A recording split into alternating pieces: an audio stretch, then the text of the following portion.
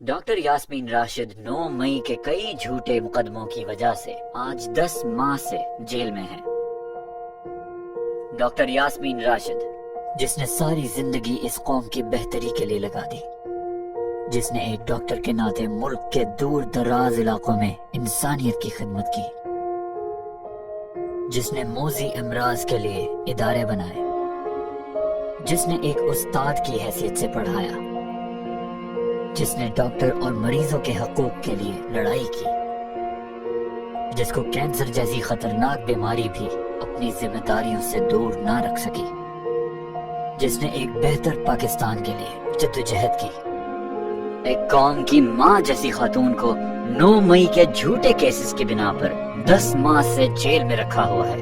Doctor Yasmin Rashid ایک ذمہ دار سیاسی رہنما ہے، جنہوں نے ہر صورت قانون کے مطابق جدوجہد کی۔ 9 مئی کو بھی کارکنوں کو مسلسل تنبیہ کرتی رہی۔ مہربانی کر کے اندر جانے کی بالکل مت کوشش کریں، آپ باہر آ جائیں سارے، ہم پروٹیسٹ کرنے آئے ہیں۔